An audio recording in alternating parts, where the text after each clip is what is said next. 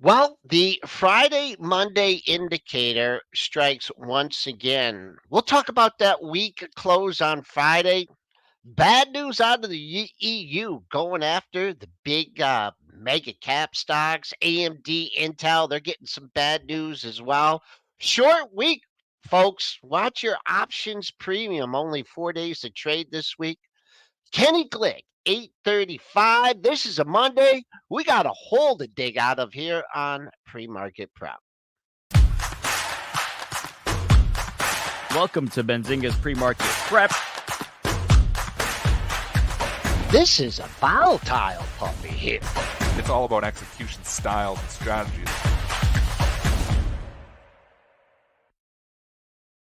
Good morning, traders and investors. We're starting out in the red, 17 and a half handles, 52.76 even. We're just pulling back off that big rally we had last Wednesday. The buck down 17 cents, still above 104, 104.01. Bonds down 10.30 seconds, 119 and a half. Crude remaining above 80, up 45 cents at 81.07. Gold up 12.50, 21.72 and a half. Silver not responding. That's flat, 24.84. Bitcoin busy over the weekend. The futures are up nearly $3,000, trying to break into the 67,000 handle. I got to bring the enthusiasm here. We got to wake Triple D up. We got to wake up AB. We got a short week with Good Friday coming on. Triple D, how you doing? Doing okay.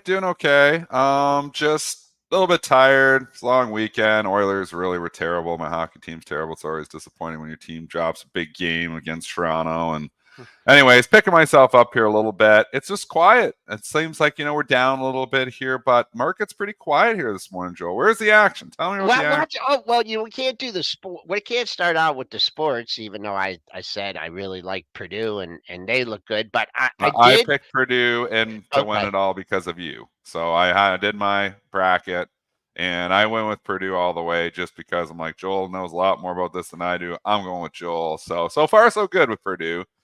Bracket's okay. I'm second in my little division or whatever. I'm doing okay. How you do? How's the brackets going? You boys, how is the brackets going? All right. Well, we know AB. Yeah, AB went with his initials. How you doing, AB? You're Auburn. I'm busted. Look, we were talking about it before, Joel. I won the whole bracket thing last year picking UConn, so I'm just gonna hang on to that high for a little bit longer. Say, you know what? I won last year. I can't expect to win 2 years in a row. Next year, I'll be back. I'll be better next year. I'll have a better bracket. Auburn, Bruce Pearl, let me down. I mean, the SEC, really, that's been one of the stories of the tournament, has just been awful so far in the whole tournament. I'm pretty sure, I'm thinking about it right now, A&M lost last night. I don't know if there are any SEC schools left in the tournament. Oh, Tennessee, I guess, is still in it. That's it. Bama's in it. Oh yeah, Bama. I mean, yeah, they beat Grand Canyon last night. You had Kentucky that lost. Auburn. I mean, the SEC's been terrible in the tournament, so that was my fault. That's on me. Moving on from the bracket, though, I don't even want to talk about it All anymore. right, well, yeah, we'll move on from that. I just would tell you, if you guys want to see a good comedian, I know you never watched Ted Lasso. Dennis, you didn't. I saw Brett No. Goldstein on Friday night. Stitches. I'm telling you, I was laughing for an hour and a half. But the chat is getting riled They're up. mad. They don't like when we Hey, start man, with sports. yeah. Like, what do they want? I mean, They come don't like on. they don't like it when we start with sports. There is okay, so let's go right to it. Probably the top story of the day is China fights back here. Ooh. AB, I'll throw it to you here, but Yeah. it sounds like it's not good news for AMD or Intel here. What's the headline? So we've talked about this with the chip stocks before, that the U.S., so on our side, we've basically told these companies, or Biden's administration has told the companies, you can sell to China, but you got to sell a dumbed down version. We don't want to be sending our most powerful, our best chips over there that then China can use to develop their AI technology. And now China's coming back and said it's implementing new guidelines to phase out microprocessors, in the government computers and servers. So that's hurting AMD and Intel this morning. I'm not sure why. I guess China's targeting, just the AMD and Intel chips, unless they've already worked out a deal. I know NVIDIA's announced that it's selling some of Nvidia's dumbed down versions to China. But either way, like you said, China's kind of playing hardball here, saying, "Hey, we're gonna phase out these AMD and Intel chips that the country had been using in some of its government computers and stuff." AMD trading down. Last I checked, around 3%. I'm getting some of those weird FINRA prints No, that's here. your, and again, we've talked about this, that is your retail trader dump there at between 8 and 8:15. I talked to Interactive Brokers. Their trades hit the tape at 8:15, their overnight trades, but I'm sure Robinhood, Thinkorswim, any brokers who are doing overnight trading have to hit the tape. So that's why you're seeing this crazy stuff on FINRA happen between 8 and 8:15. It's the retail traders overnight trades that are hitting the tape that have to hit the tape. And obviously, we don't have a consolidated tape open at midnight. So that's when they're dumping them and they're changing your last. But the last is really not changing. These are trades that occurred earlier on overnight. If we look here at AMD, though, it is down $6 here right now. It's a significant fall here. I still have the half size position on AMD. I think if it gets down towards the 160, you start thinking about this. Red support down there. I just haven't been buying anything in the last couple of weeks. I'm not just rah bullish here. I just not feeling it. And again, sometimes where we're like, yeah, this market's going, we got to be long. We're kind of complacent here right now. Buyers are a little bit exhausted. Sellers are too scared. The shorts are too scared. So we're just kind of sitting here, not really doing much. We had a good day, in the Qs, but really when we look overall, we're kind of where we were a week and a half ago. So I feel like we're just doing some backing and filling here. AMD, I still, believe long term we're going to be okay here. But China, you don't want to be fighting with China. And then Intel's a whole completely different story, Joel. If you want to get into Intel here, we got technical breakdown here on Intel. We do. Where, challenged up there, got up to the 50, where, yeah, we're going to start making our chips over here. Got the nice government grant last week. Stock pops on that news. The pop does not hold. And important. Very important. When stocks have good news like government support and stuff, and they pop up pre-market and they pop up at the open and then give it back, you never want to see that if you're long. And we've been consolidating and kind of trying to hold this 42 support here for Intel for a long time. And now we get the technical breakdown on this China news.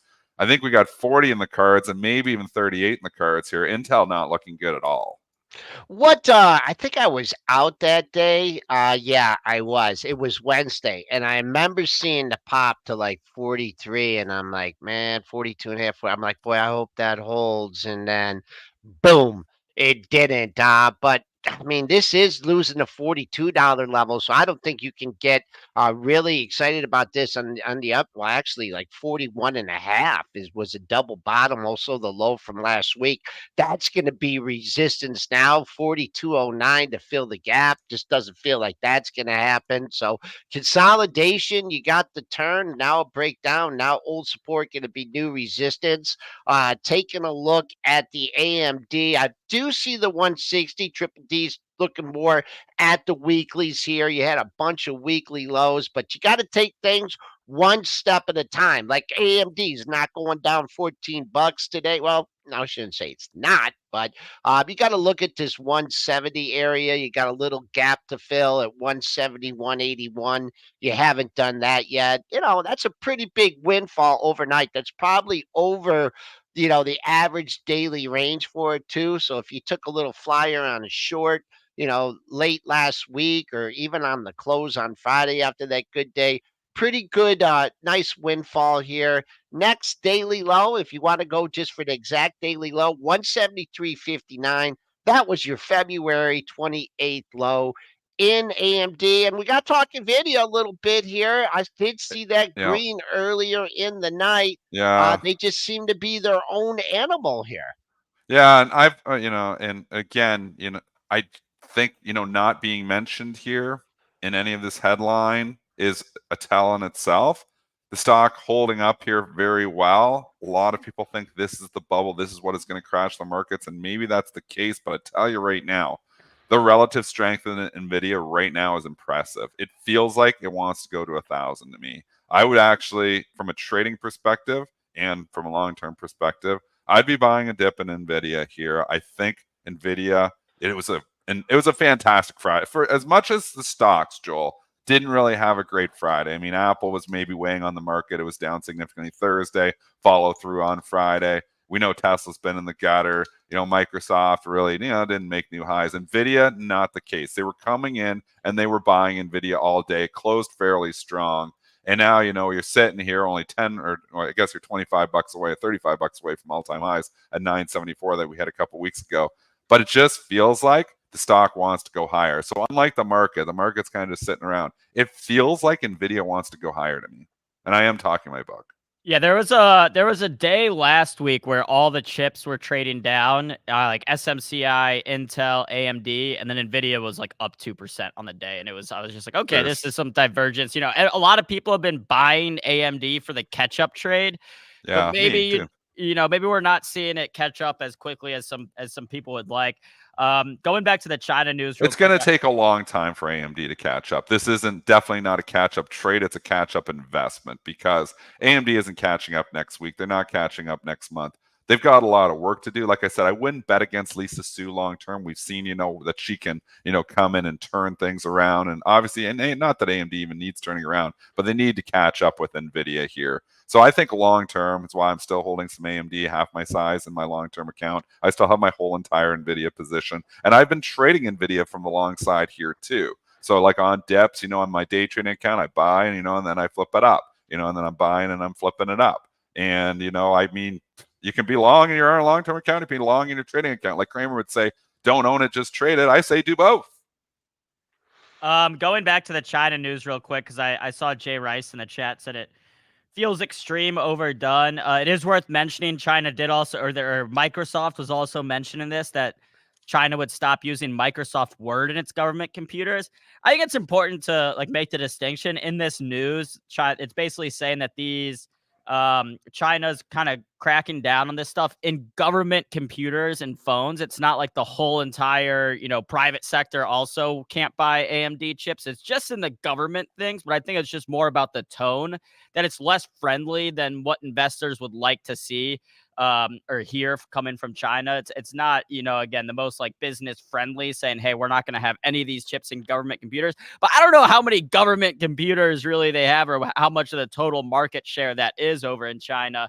But that's not the only bad news we have coming from, internationally in big tech. You also have this EU probe that's hitting Apple, Google, and Meta this morning, all trading lower on news that the EU is probing under a new EU law or bill called the Digital Markets Act. So they're basically coming after these companies for giving preferential treatment to their own search terms. Like you search something on Google, it shows you Google shopping ads first before anything else, which from a customer's perspective, I don't really know how much that impacts me. I always scroll down past the I first. do too. I scroll through the first sponsor. It says clearly sponsored ad.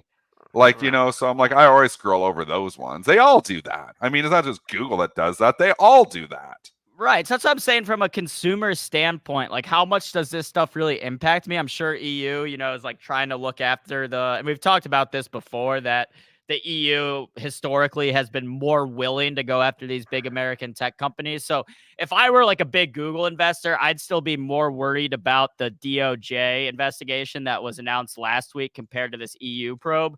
But either way, these big tech stocks getting hit on it this morning. And it's those three: Apple, Alphabet, Meta. It wasn't, Microsoft wasn't named in there. Yeah, why not? I mean, they got they all got the same mice going on. I mean, I'm so sick of hearing about this stuff. It takes years to play out. A lot of things, no things are, are resolved from it, but you can't ignore the price action. You absolutely cannot ignore the price action. Apple here, it looks like it's destined to, come down and, test this 168.5 level.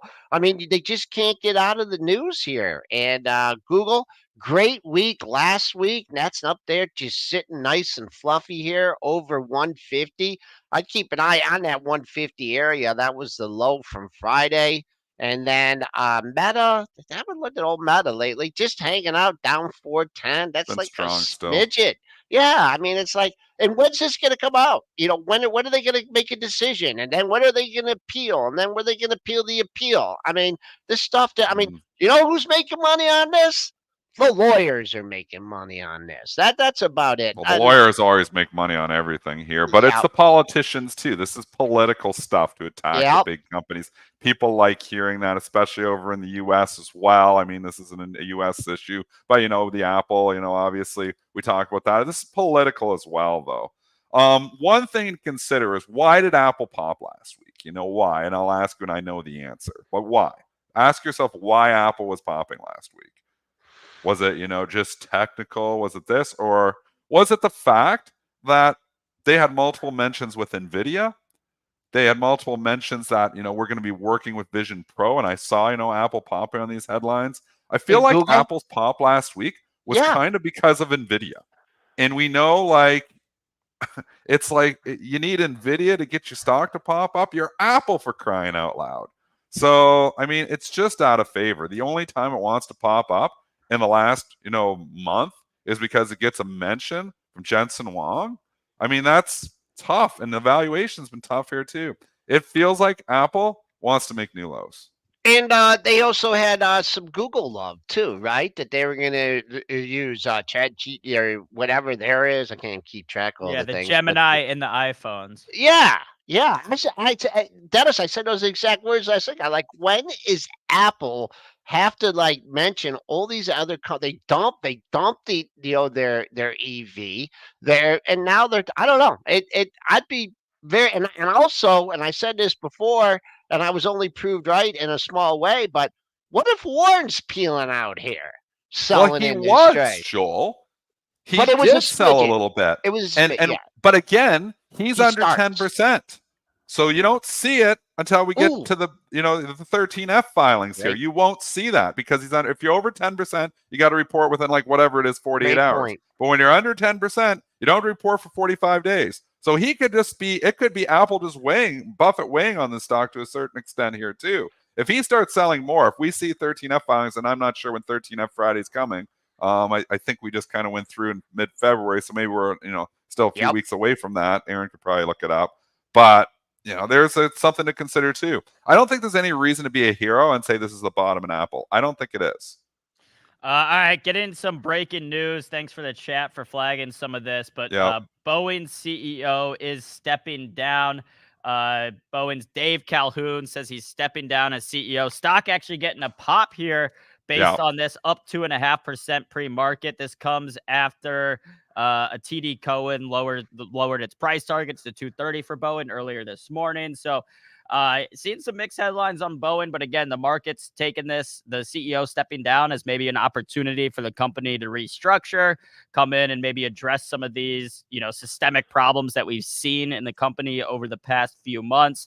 Could be a turning point. I mean, Boeing right now, technically, Joel, I mean, I'm looking at the daily Yeah. chart right Yep. here. We hit this like level where you had some support down there right around 175. We bounced Yep. back from there. Looks like there might be a gap to fill. How we looking? Like, I'm kind of mixed here because I'm like, okay, so it's this guy's fault that they're all the problems with the I thought to planes. say, is it the You know? CEO's fault that the planes are falling apart in the sky? Yeah. Okay. Man. Yeah. He's a mechanic. Market thinks so. Apparently, it's He's a popping. so like, I kind of want to just fade it, and like say, well, the planes are, but Boeing is a freight train, man. And once it gets going in one direction, it might have little pauses and stuff.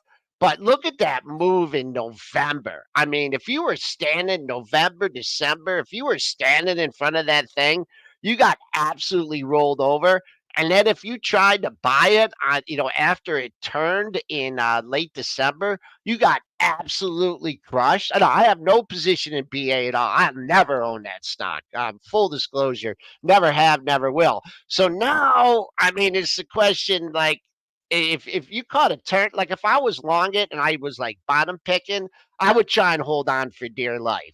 If I was like a short term guy just picking it up yesterday, saying, "Whew, man, this couldn't be any better news. I'm getting a $4 pop," that I would peel out of it. But we'll see if this is a major turn for Boeing. I'm just a little hesitant.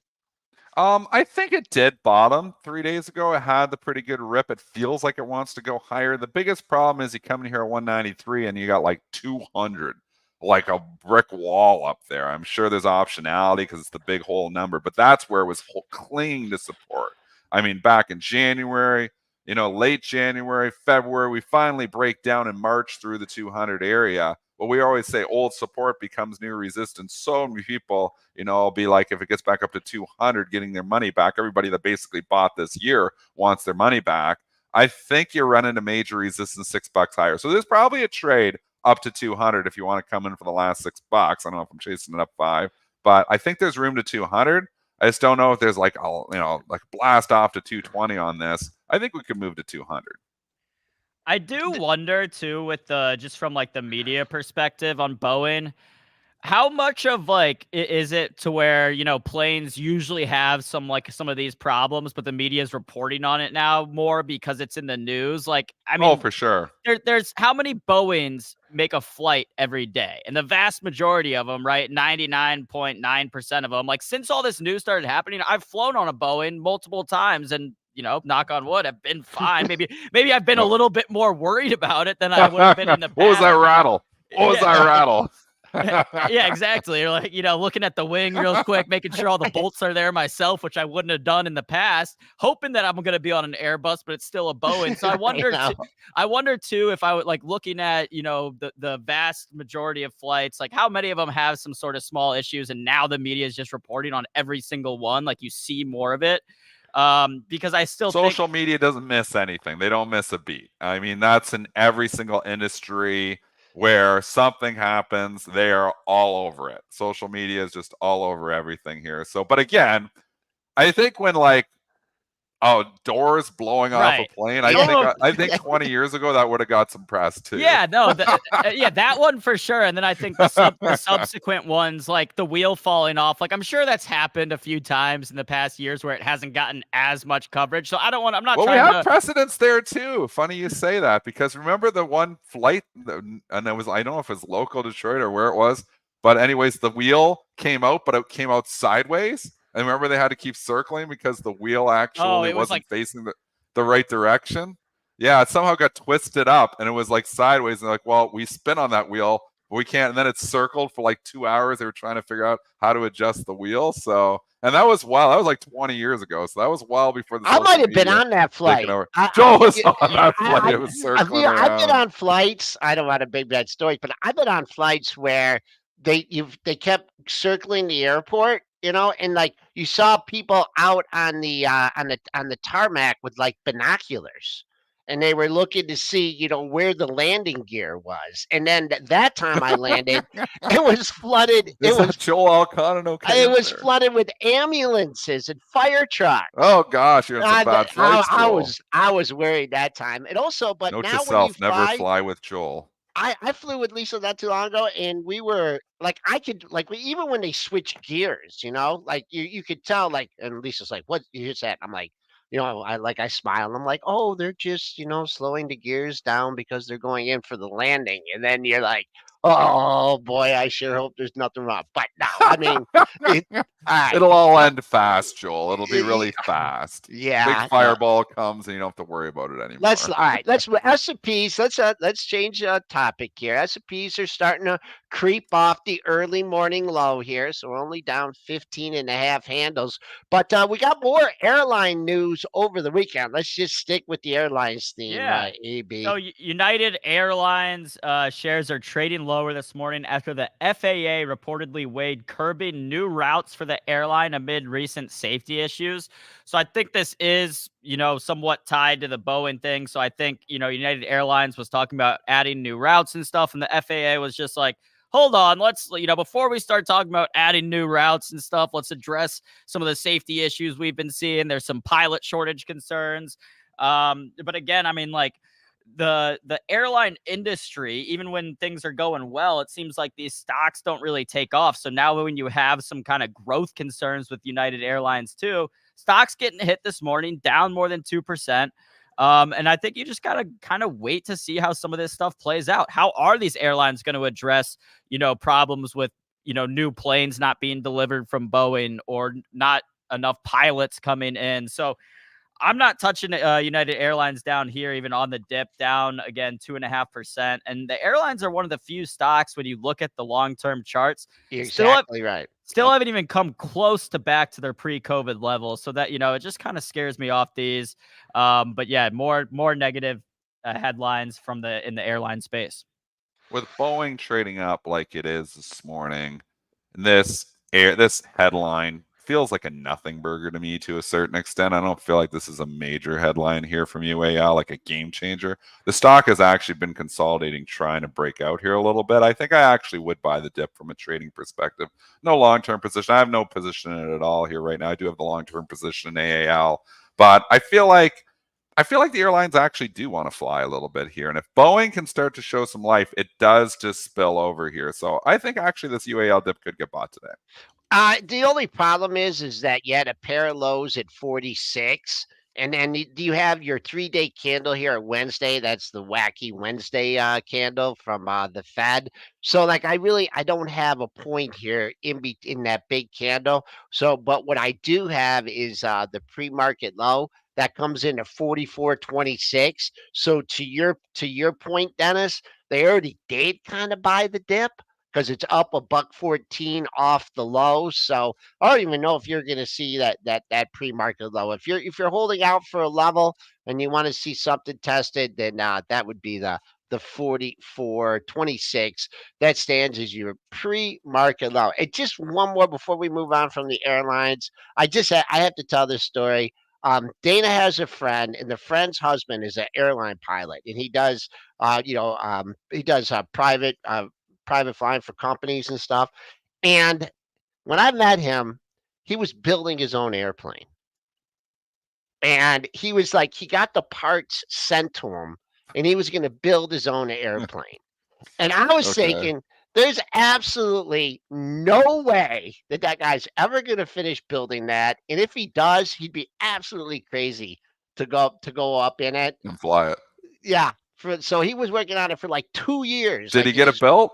No, he gave up. He stopped He building gave up. it. Be a little bit of regulatory issues there when you're building your own Yeah. plane, I I would mean, think. building your own I'm ready. I plane. built a commercial airliner. Who wants to go fly on Joel Elconin Airlines here? We built an airliner. My plane will stay. The parts will stay together.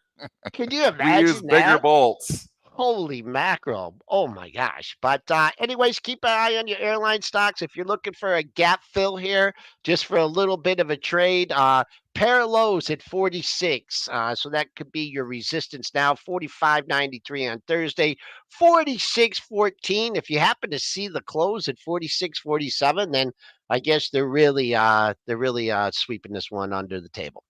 We got another big move here. Just news breaking at 8 o'clock here. We haven't got to Lucid Group, LCID.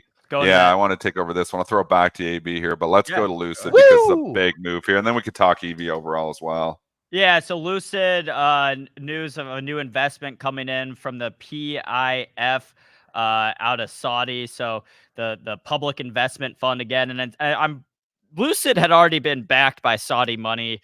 Yeah, it's before. all Saudi money. Yeah, it's all Saudi money. So announcing $1 billion of new funding for the company. And we've talked about how some of these growthy EV companies are really struggling with these higher rates. And it's, a matter of, is this company going to be able to survive this interest rate cycle? I mean, and you're looking at the market cap of Lucid around $6 billion. So you're talking about $1 billion investment on a $6 billion company. That's very significant. Stock trading up 22% this morning. $3.37 after it closed at $2.77 last week. This one, Lucid, has been kind of a retail favorite, meme stock. I remember it went public via SPAC, was one of the biggest SPACs to go public at the time with a lot of interest. So yeah, I mean, if you're in Lucid, you're happy about this pop. I don't know if it's enough to convince me to buy it down here, just because I think the overall environment for EVs we've been talking about pretty weak. But either way, great news for Lucid this morning, getting some more of that Saudi money. Yeah, we've hated this stock since birth, and that's the truth. Since it came out as a SPAC, I said the valuation never made sense. It was $50. I said I think this could eventually be a $5 stock. It was $40. I said this eventually could be a $5 stock.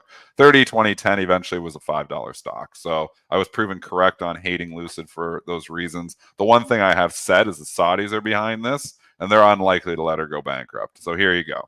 So Lucid's struggling here, needs money, and then you get the Saudi obviously vote of confidence coming in here to pop the stock back up, and not even vote of confidence, is real money coming in. So with the Saudis being this invested, and we know the Saudis just have basically unlimited funds, it feels like, over there, it's hard to envision a scenario where they let the stock go under. With that being said, I don't know. Can they keep her around? And, is this going to be a powerhouse to challenge Rivian and Tesla eventually? I don't know. But they do have the Saudis behind them, so that's probably going to stop bankruptcy. Well, I guess if you sold every pop, then when you heard about the Saudi investment, you'd be doing pretty good, right? If you look at the long-term price pattern. So I don't know. I'm going to have to think about this one a little bit more before I'm thinking Saudis, EVs. It doesn't make a lot of sense, but that's what they're doing. That's a Pre-market good point, high. Bill. Yeah, 348. I mean, I think if They're if diversifying, Joel. yeah, This okay, classic diversification. They watched Mad Money and they looked and they called in, the Saudi fund called into Mad Money and said, look, I own all these oil stocks here. Am I diversified? And Kramer's like, well, I want you to maybe get out of some of those oil stocks. Maybe we'll diversify themselves a little bit. So it's classic diversification. We're going to invest in an EV company. But Well, diversification doesn't mean you have to have a loser in your portfolio. Yeah, But well, if they really wanted, they could go Fisker too. I mean, holy, 12 cents on Fisker now. That's going off wow. the board. I don't think, so I'm going to say, I don't think they let Lucid go bankrupt. I don't know if that means I want to come and buy the stock at $3.34 though. all right, I'd say I'm just looking at this, like eyeballing this chart. I just see the pop that you had, the 348. So if you're buying this thing off this news, you want to see 348, 358, 360, 370, 380. And then I would see what happens right near $4. You had a high at like 392. Bad, a lot. I haven't been over $4 almost for the entire year. So once again, I mean, if you were bottom fishing over the last couple weeks, you're almost not a double, but definitely a nice appreciation here. So make sure you take out that pre-market high here in LCID.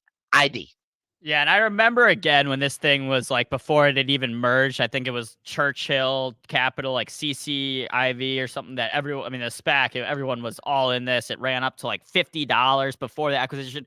Lucid had a Super Bowl commercial, 2 years ago. And again, this was like a retail favorite. And you're seeing a lot of these companies really struggle.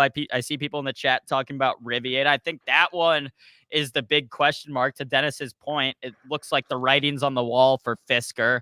Probably, going completely bankrupt off the board soon. But Rivian's still kind of this question mark where I've been seeing more and more. I mean, we're in Detroit, and I think they assemble some of the Rivians here. And I've been seeing more and more on the roads, and I like the cars. I'm excited about this new one that's coming out in 2 years. But I'm just like, can it last 2 years? It's the wrong time.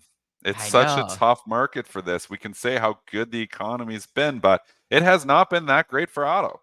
It's big ticket stuff, and those financing rates, which we've talked about on this show for years here now, are not coming down very quickly.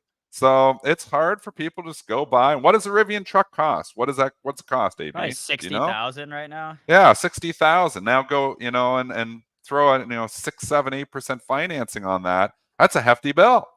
That's a hefty bill for somebody. I also saw a headline yesterday that car insurance is up 26% year over year, based on higher maintenance costs, troubles finding people to work on the cars, higher rental car fees. So once you get all this stuff, I was like thinking about it last night. I was like, it's such a headache. My car was in the shop a couple months ago because it got hit, and it was such a pain not having a car. But I was like, it's a headache having a car too. You got to get the insurance. You got to pay all these different fees. You throw in the taxes on there, the insurance. I'm like, God, is it even worth it? Like, the old Schwinn in my garage is starting to look pretty nice. With the, like I might just need to start biking into work. I've said it too. I went actually just, looking at, F-150s just for fun. I've got a 2018 F-150. I usually upgrade every 5 or 6 years. And I'm looking at the price of these trucks, and the F-150s in Canada are all $100,000, like the decent ones. I'm like $100,000. So in 2018, I bought my F-150, the Lariat. So it's a nice truck, $62,000. Nice truck. That was Canadian money. It's $100,000. The same truck's $100,000 now. So it's up $38,000. The truck's up over 50% from where I'm like, you know what? I'll just drive my 2018 a little bit longer. So I think you've got that issue here happening. I mean, this is why Ford stock and GM stock and all them have been depressed too. That being said, if rates start dropping, if rates GM, actually start going don't throw down, GM don't throw the baby out with the bathwater, Dennis. I mentioned this last week. GM showing unbelievable strength. I know long-term bad investment, but I mean, look at that thing, man. That thing is holding in there since it's rates. They're starting to data perk started up. working I there. said I like Ford. I said it on the show on Friday. That 13. I Gotta like get Ford over here. It 13. hasn't moved. I don't own Ford, but I don't mind the chart here. It's productive. And the reason for that is if rates actually do start going down, I believe they are because they've signaled 3 cuts. Now people start thinking about, yeah, maybe I can afford the financing. It's still high though. So, even if we go from 6% to 5%, and some of these financing rates are a hell of a lot higher than that. You got to have some pretty good credit to probably get to 6%. But I mean, I see what you're looking at short term from a trading perspective here. Mhm. But if you look and you bring the chart out long term on General Motors, it's at the same price it was in 2016. Here is the S&P. Yeah, I think S&P has Uh-huh. doubled in the last 7 years. GM flat. I think Yep. with the airlines and the car stocks, they're very similar. Like trade them, don't own them, because you look at their charts long Maybe. term, and while the markets Yeah. are making new highs, they're still lagging down here. But all right, we Sure. got the Warlock hanging out backstage. Our man Kenny Glick. Let's go ahead and give Kenny. He's worth it. We'll give him our special pre-market prep welcome and see what Kenny's been watching when we get back.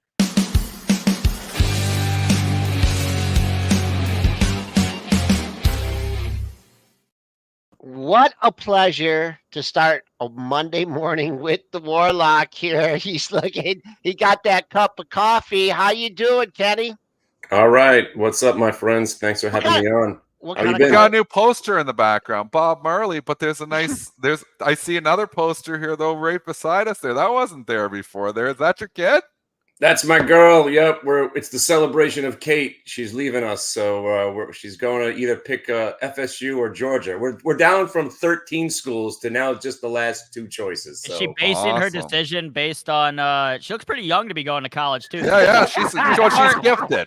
She's very like a advanced. Warlock blender. She's very gifted. advanced. I don't know where she came from. I think she was an alien baby or something. Did is she or is March Madness Doogie helping her Howser, MD decide? here. Is whatever team wins, is she gonna pick? We were just rooting against the schools that she wasn't going to go to. So Okay. we lost on Clemson yesterday. So we just picked. We did well with Florida. We were betting big against Florida because she didn't want to go there. Oh, that game against Boulder, the first, Colorado. Yeah, that first. yeah. That was the most exciting, 102-100.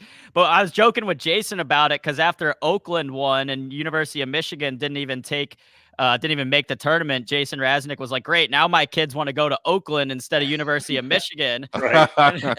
And I don't know how many people even realize that Oakland is in Detroit area in Michigan. I think most people I think most people watching the game figured it was out in California. It's the other Oakland, yes. Oakland. All right, well, enough basketball, Kenny. What stocks have you been watching? Well, I've been cashing out. So I mean, last time I spoke to you guys, I had like 19 positions on, which is kind of crazy because when I was talking to my friend JC, he's like, "You're the most bearish guy I know that has the most long positions on ever." I bend to the will to the market. That's what I learned in 2012 and 2013 when I got pretty much reamed trying to short the market. But I'm really the guy that wants to sell. So as soon as there's a reason to sell, I'm out. So we had a great run with Carvana, obviously, and every chart I looked at this year was basically a Carvana chart. So we had some fun on the path and Lyft coming out of the dungeon, and these AI stocks. I'm actually the only position I have on right now. I didn't really want to come to talk, exactly what I'm owning, but take a look at VERI. I have actually. Oh, we have. When these bad boys come back to life, that's what I'm all about. We had some fun with that Jumama, as we call it, JMIA. When they make that turn, they catch the shorts napping, and then everybody starts dollar cost averaging, and the algorithms kick in. These have been the names that we've been playing. These $3 stocks that are coming back, towards the fives, and when they break the 5, obviously what Carvana did. Now everyone's like, "Ooh, is this the next Carvana?" So we had a really nice run with Carvana coming out of 5, and our price targets were 58 and 96 on Carvana. We're all done with that stock, but I'm just looking for the next one of those. But I'm back to just being liquid and being a day trader. Friday was phenomenal. We were buying loose, Lulu on the dip. We were shorting FedEx out of the bet. That was a So little bit of right back to reversion trading around earnings reports, and I'm again I'm liquid and loving it, and that's generally where I stay. Kenny, you're always good. I really like that comment that you're like the most bullish bearish person I know. I mean, because that really, but Sums up Kenny. it turns in the market. Like Dennis was like, it kind of felt like we had a turn, and then Pump and Powell comes out on Wednesday, and he tells the market exactly what they want to hear. And you just had this other major leg up. Now you feel like you got another little turn, more of a little bit of maybe a buyer's strike here. I mean, there's always going to be stocks, going up, but like I know you used to look at the UVXY. What's your go-to? Like, okay, like we're finally going to get a good move on the downside. What do you like to look at? Well, we're actually right here. But the funny thing about Wednesday, I was on the wrong side of everything. Wednesday was like I relived 2012 all in one day. I couldn't get anything right. I was on the wrong side of that IPO. I was waiting for that IPO to come out. I just traded poorly, and then I went right back to what works. But what I'm seeing is weed stocks are moving. Oh yeah, we didn't get to that. It must be the Stocks are end of moving. days. These stocks have been dead for 3 or 4 years. They have sprung to life, and it's actually been 3 days. But going back to the volatility products, there's just no life in the volatility products. And I've been shorting UVXY, pretty much since inception. I'm waiting for that thing to wake up. But the sign that I look for is when there's massive euphoria, and what's kind of what we're in right now. Give me a day where everyone's screaming bull, bull, bull, and then we roll over, volatility picks up, and usually that sparks a little downtrend, which is what I thought was emerging on Wednesday, and I got absolutely lit up. Yeah. Waiting for that follow through. If you look at the March 5th low, we've tested it 3 times, and I'm talking about the QQQ generally. So now that we have that triple bottom around that that March 5th, if we break that with a little gusto, with volatility kicking in, I think we'll get a little bit more than just the 7-minute sell-off that all we get now so far in 2024.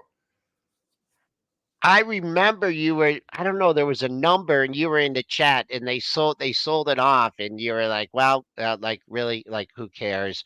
And you were you were like, yeah, I can't remember what it was. Oh, it was the hot data that we got. It was the inflation data. Right. I think there was that and you were like, well, okay, okay. As long as this holds, and then now what did you say? You said the March 5th low in the Qs. I'm going back Yeah, we've here. tested them kind of 3 times. If we could break down there, and I'm not even looking for a big sell-off anymore because it's not as much as we've seen like we've gone parabolic. We really haven't. We've consolidated, broke out, consolidated, broke out. So even a pullback, give me 414 on the Qs, and I'll feel a little comfortable, But I'm done trying to time that sell-off because I've tried 3 times this year, and I failed each time. So I'm right back to just being I'd rather be liquid and not short than just being long all the positions I had on and just keep looking for like these $3 stocks that are just coming out of the dungeon, as I call them. All right, earnings season's over. Fed's kind of over. End of the quarter. I mean, what do? We just got to decide. Next earnings season really never seems to end, really right? ends, It never, like, there's no.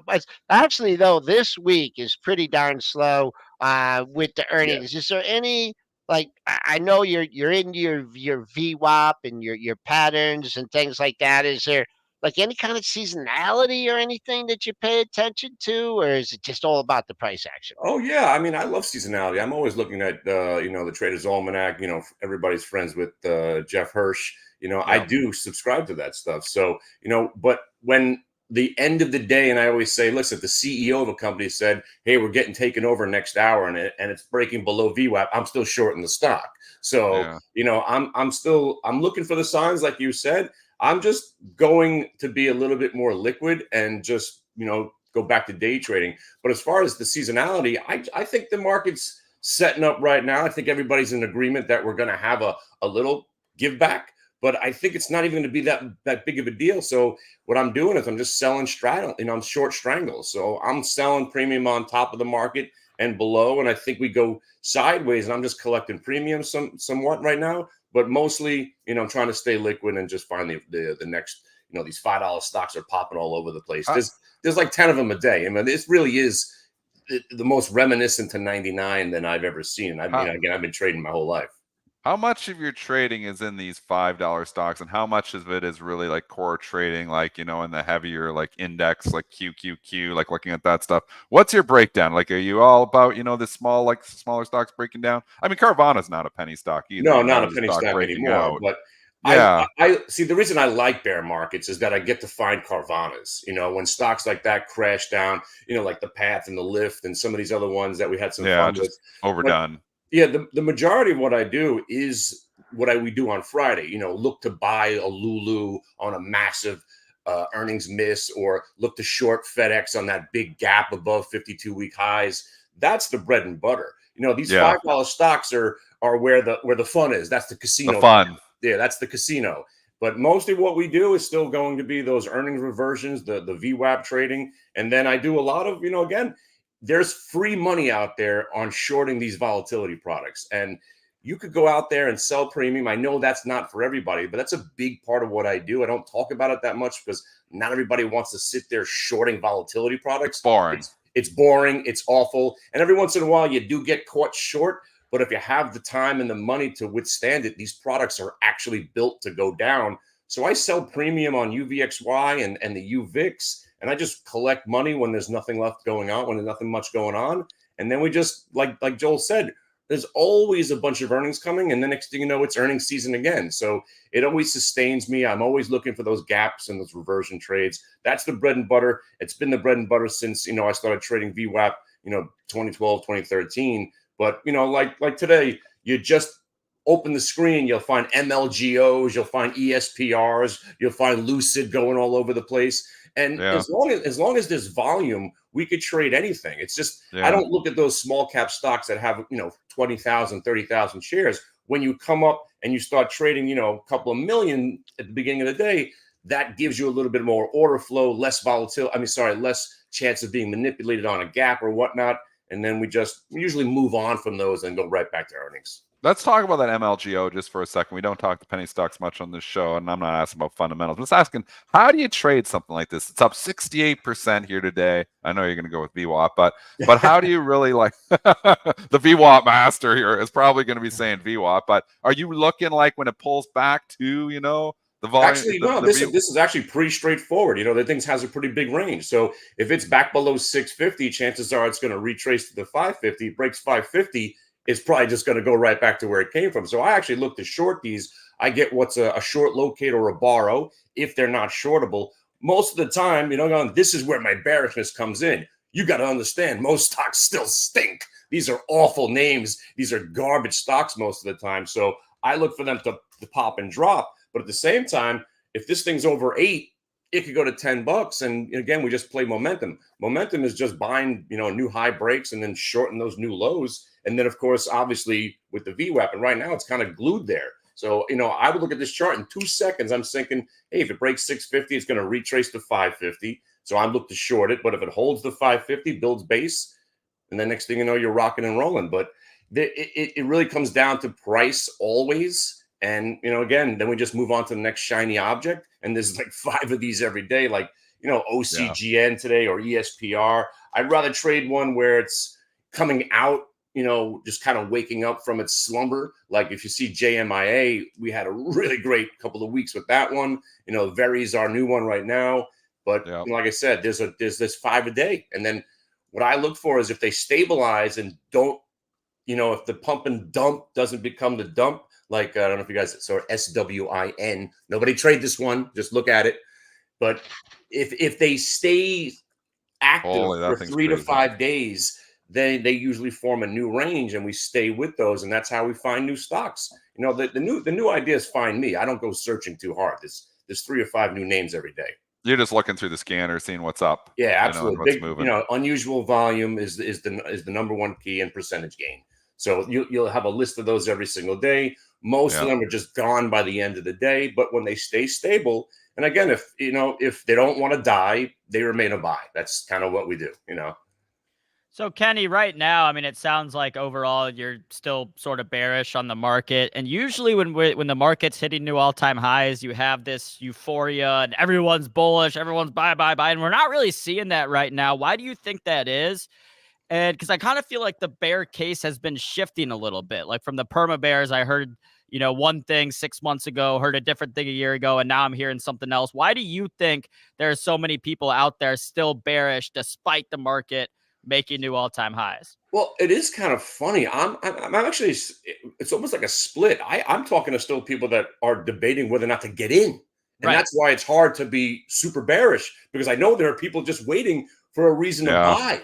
So again, Yeah. the same scenes that I've seen before.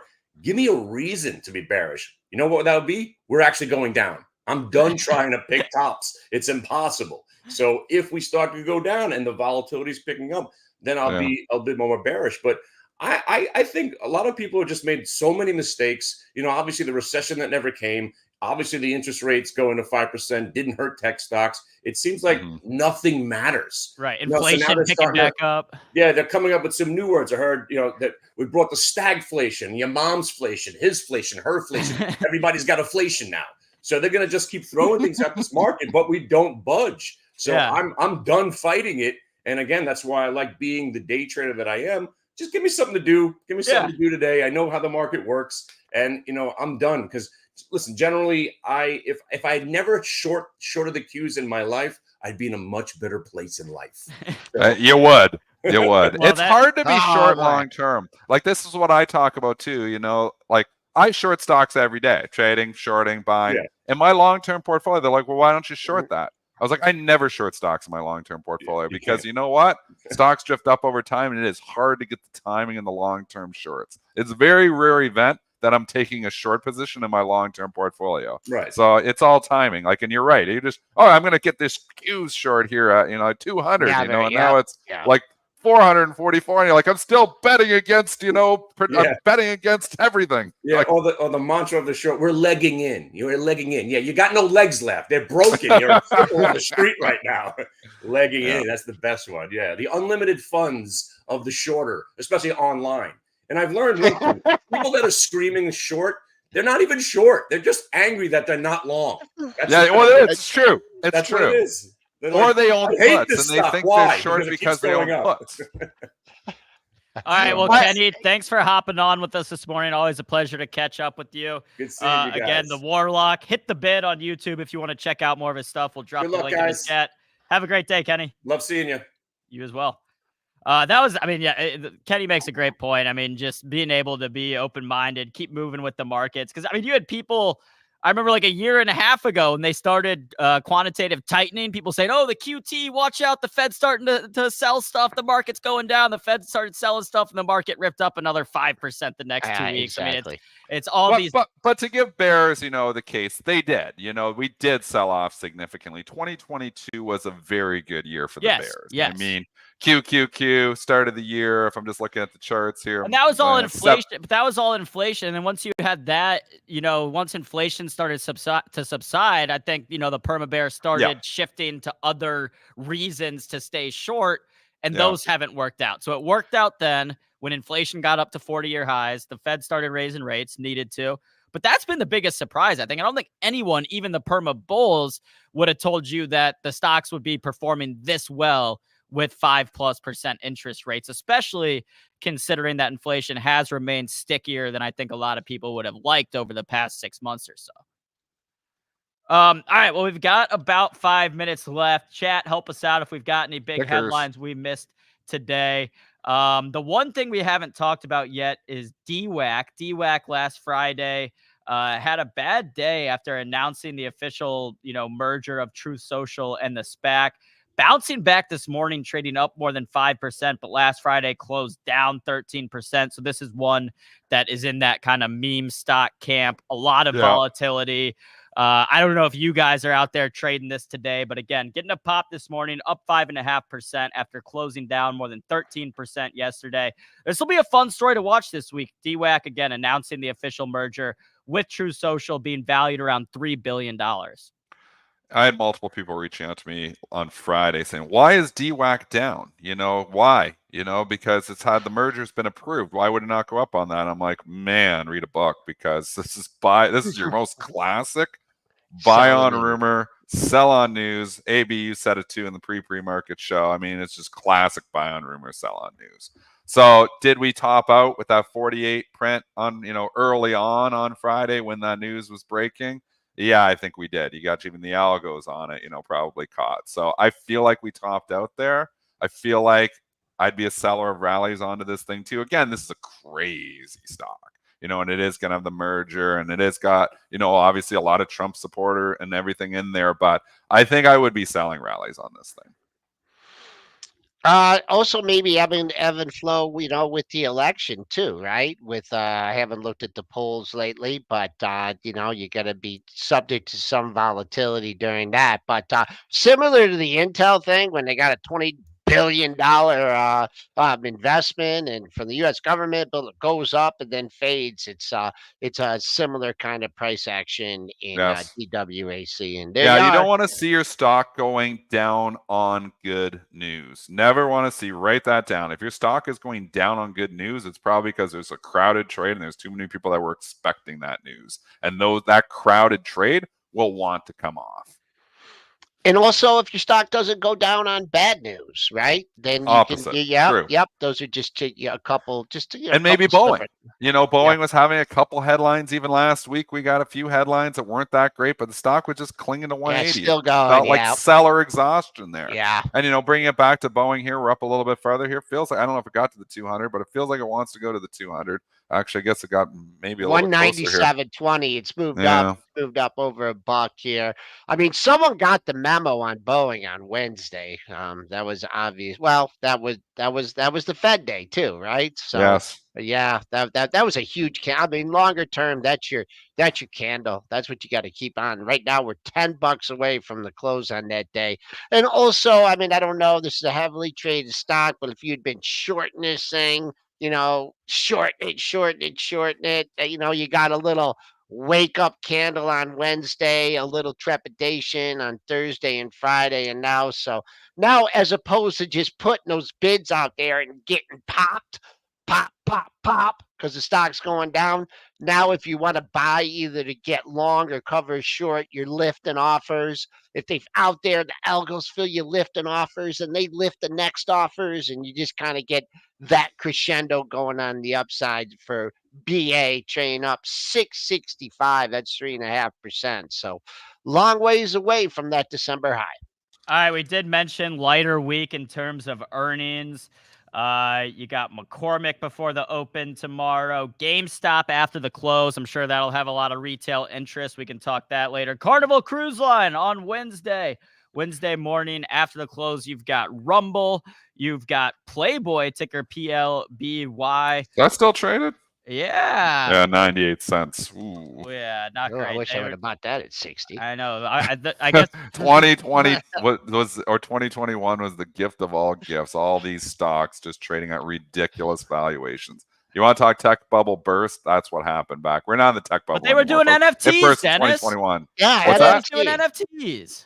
Yeah, well, the NFTs were we talked about those on this show here nonstop too. Let's just throw, but I've got the only, virtual picture. I actually own that virtual picture, even though everybody else has it on their screen. He sold a fart or something. Remember that? Yeah, Starbucks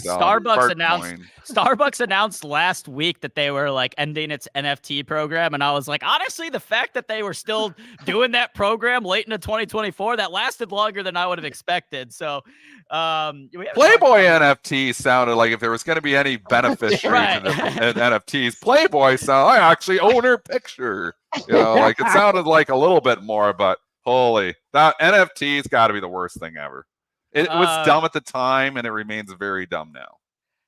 And then the other thing that interesting we talked about this week, it's shortened week. We don't have trading on Friday, and I don't know how rare this is, but it's interesting to me that we do have a lot of economic data coming on Friday, or at least that's the calendar. Obviously, I don't know if it's wrong, but like we're getting PCE data on a day where the market's closed. I don't know if that is going to make that open on Monday any more volatile, but again, that's what I'm seeing right now. Must be going to be hot. Yeah, They put yeah. the number Let's- soon as when the market's closed. Yeah, and Powell's speaking at 11:30 a.m. on Friday. Again, this is the calendar I'm looking at, so I No, don't know. on Friday?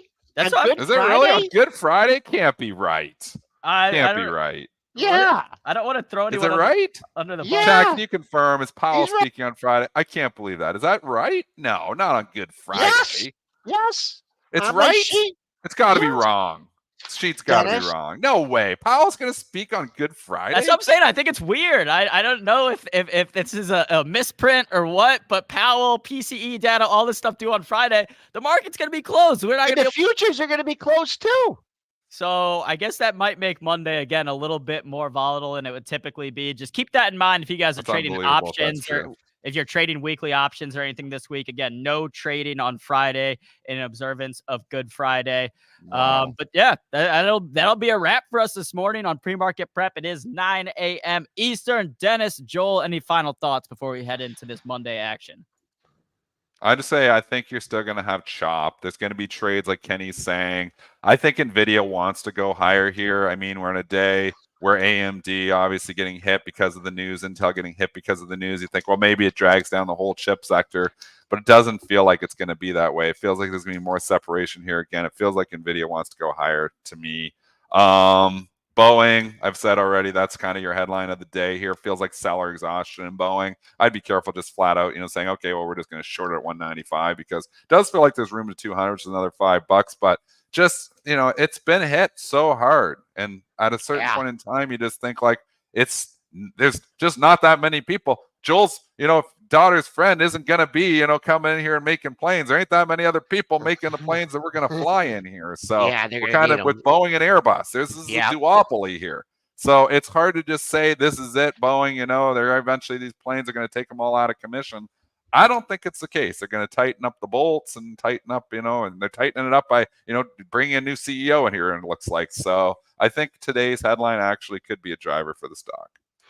Okay, we're down in the red here. I'll say, if we do get some strong downward momentum off the open and we do take out the pre-market low, I'll just tell you there's considerable amount of air down here because of Wednesday's low, because of that Fed low on that day. So there is a considerable amount of room on the downside, but just like the way this market went down on Friday, it goes down and then it gives you these 5-10 point pops, and then it doesn't look like there's a catalyst out here really to crush the market down to Thursday's low, Wednesday low.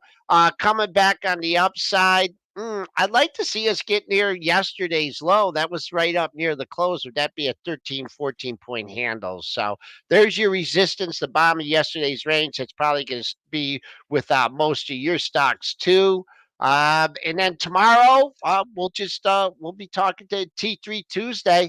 Speaking of planes and delays, Scott Red Dog Redler's trying to get back from Denver.